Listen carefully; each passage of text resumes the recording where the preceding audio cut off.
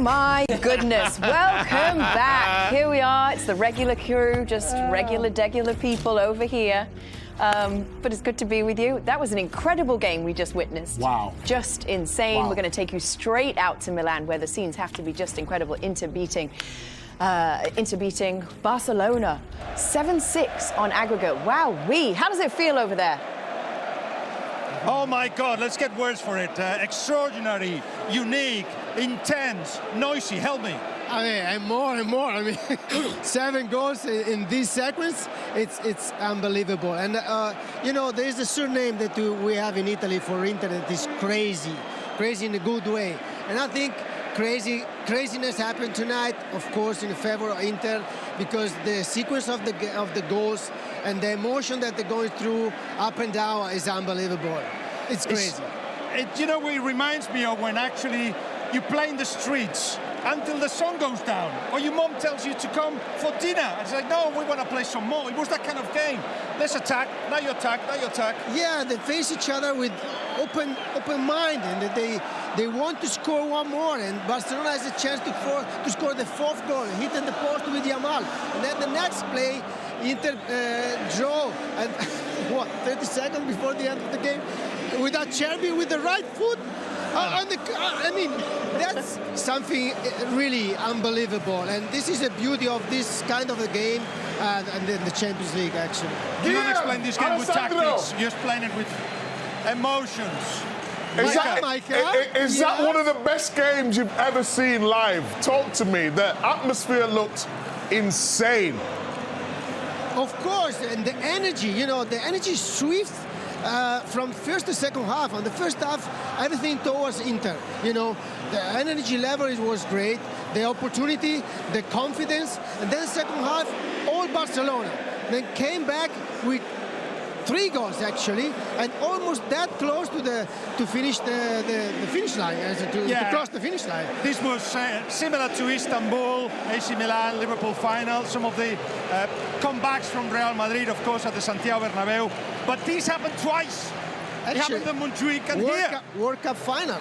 And World Cup in final Qatar. with hat-trick of Mbappé. Those kind of games that you never know what's happened next.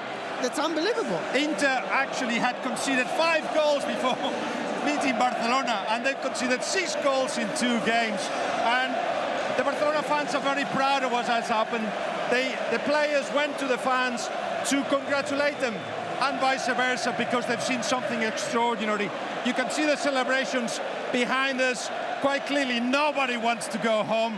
I think we should call somebody to talk to you and then explain what's happening here. Look, I was saying it off air. I've been bored watching football recently in the past 1 or 2 years, I'll be honest with you. Bored. So thank you, Inter, and thank you, Barcelona. Bored in what way, Thierry? Not saying what I've seen tonight. It doesn't mean that you play low block, that you have to be boring with it. It doesn't mean also that you know, playing high. Obviously, it's easier to counter because you're high. There's going to be space. I'm just saying that tonight, that's why I love football. That's why we all love football. That's what we want to see. We want to see teams going at each other, being open, playing. What we've seen, and Alessandro said it, home and away. Usually you have a team has a good game, then you have a comeback. We've seen the same game. I mean, come on. Rafinha, you think that he won it. Acerbi thinks he brought his team back into the... no, not he thinks. We're going to extra time, and Lamine Yamal can actually win it at the very end, and he doesn't. But again, I will say it. Thank you. This is why we love football. So thank you, Inzaghi. Thank you, Flick. Thank you, everybody that was involved in this game. Because recently I've been bored watching games. And I don't know what you think. Jamie, I don't know if you guys were also bored watching games. I was. And I wasn't when they played at Montjuic. No, I agree with you, Thierry. What I would say is, though, in the Champions League, I do believe the semi-final stage of the Champions League, if you look back in history, they are some of the biggest moments in football. Sometimes a final can let you down because there's so much nerves and tension. But sometimes, you know, with a 2-legged affair, playing in your own stadium, I think if you look back in history of the Champions League, semi-finals are probably some of the most entertaining and highest quality of games I think you'll ever see in football. And this is right up there. And not right up there, This is arguably one of the best, if not the best, we've seen in the Champions League era. It was that good, both ties. And that man there does not deserve to be on the losing side. Listen, nobody deserves to be on the losing side, but especially him when you consider how young he was. He was fantastic in both legs. And again, he was the man who almost won it for Barcelona late on in normal time and almost got Barcelona back into the game at the end of extra time. The man is an absolute superstar. And the one tinge of sadness is that when we're in Munich, we won't be watching Yamal. Oh, so just a Beckham No, everybody. Oh my God! You made sure that the glass wasn't going to go. Look at you. That is one of the. This is one of the best best I I have have seen. ever seen. Yeah. Home and away. Yeah. Best I.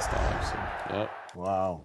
Jamie, you had the best final that I've seen. I'll give you that. I said it so many times. I've seen games. I mean, it's not obviously. Alessandro talked about the World Cup final, but home and away. I don't remember a tie like that. Not only the goals, the intensity, what we saw, how they played, the character, the desire. Guys played injured, they played through cramps, played through everything. Well done. I don't know, obviously someone will have the stats, but it was just when I think it was Dumfries said about how many goals were in the 13 goals, so 7-6. I actually played in the semi-final. I don't know what you're laughing at, Kate. His lips, the stain. I know. It's not my lips. No, it's because you have wine. I'm trying to make a serious point here. I know you're right, but it's true. I'm looking at your lips and my eyes. I'm losing my eyesight. It's like I'm looking at it. I'm like, why your lips are red? Sorry to interrupt. Sorry, go ahead. Give my lips the flowers. Look at this. That's what I'm saying. Oh dear. You don't really, as a player, get the time to digest a result like that. I guess you have to kind of keep on moving to some extent. But the night after, how does that feel? You feel like you're in that you kind of asking yourself, did that happen? You know, when you wake up and you lose a game like that, like I've been in that situation, losing a World Cup final, Champions League final, or semi-final, or whatever it is, and you wake up and you're like, did that happen? Did that happen? Did I dream that, or not a dream, actually, nightmare? You know, it's tough. But the game that you want, in order to make sure that you don't stay too long with it, is to play Real Madrid. That's the game that you want, because the town will put you back into it. The situation in the league will put you back into it, and it's the Clásico. That's what you want, and we're going to find out if you're okay or not straight away. Because the other game, as you can see, and we saw before, but look, it's 4 points. You can almost do it by winning there, especially against your arch rival, as we all know. But yeah. Look at that. You don't sleep, by the way. I don't know if they're going to sleep tonight. First and foremost, even when you win, you don't sleep because you're too excited. But when you lose... Did you watch the game back, Thierry? You know, when you go back to your hotel room and you say you can't sleep. I never watched the Champions League final I lost against Barcelona. I never watched the World Cup or the final I lost against Italy. That's why when Guillaume asks those questions, you can see he never played. Those questions, who's going to watch... Are you going to watch the game that you lost? No, you're not going to watch the game. I've never watched the Champions League final 2007. You just don't. I've never seen that. It's too hard. I think you look at someone like Frenkie de Jong, and Barca got some great players, but we all know the Champions League is very hard to win, no matter how good a player you are anyway. Sometimes it is just, you need luck. You need luck. The luck wasn't with them. I mean, they'd be thinking about that goal from a Serbian, just thinking how. We're in the Champions League final if that moment doesn't happen. But this happens every year in the Champions League, 2 teams. And that's why I always say the best team doesn't always necessarily win the Champions League, because there's a cup competition, things like that can happen. So you need a bit of luck in this competition. And he'll be thinking, he's a great player, great midfield player. He'll be thinking, how many chances am I going to get to be in that position? A minute to go. I'm in a Champions League final. You know, it's just the margins are so fine. There's actually one question, tactically. You know, like the game, Acerbi comes from centre-half and scores a goal. You played a low block, as it were. How on God's earth have Inter had a chance in the 93rd minute when Barcelona going to win the game? Well, to be honest, when I looked at the goal again, and obviously because there's that many goals, we probably haven't got time to fully analyse all the goals because there's so many in the game. But it's a long ball. It ends up being like a 4v4. Really. How would that happen? But maybe it's because Barcelona have got possession. You lose the ball, the keeper goes long or something. I'm not quite sure. But again... The long ball that they lost in the air, Marcus Thuram barged the centre-back away, ball falls on him, and then Acerbi just went up to flick the ball as you would. You know, we've seen Van Dijk. But they do didn't it. have sort of 7 or 8 players back as most teams. If that was Exactly. Inter No, you would have been, that's the but point, still go and put pressure on the Yeah, you know, man. long ball. You got done. I'm thinking. Sorry to cut you, by the way, Jamie, but I was thinking about Frankie de Jong. I think Frankie de Jong was part of that Ajax team losing against Tottenham also. Yes. The Lucas Moura. That's twice for him. Great point. That's twice for him. Frankie de Jong has to see that, has to feel that. We all remember what happened. I was devastated that night because of Tottenham going through. But yeah, it's if you're in that situation, Frankie de Jong, that's twice that happens to you. That's why it's so hard to win. Can we say that a better team won tonight? Is that even possible to separate them in that sense, or how do you? I think whoever went through tonight, you'd say they deserved it and the other team were unlucky. I think if your Mal scores late on, we say Barcelona deserved it, Inter Milan were unlucky. It was a great game. They won't feel it right now, Barcelona, but maybe if they can win the league and they can relax in the summer, okay, we've got the league, and we can maybe look back at these 2 games and say, you know what?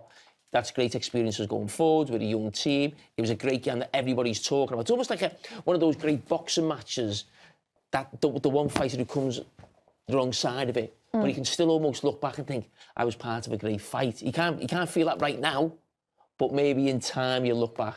Like the one we saw the other Conor day. Ben, Chris Eubank, yeah. Chris Eubank, everyone was like, thank you for bringing boxing back.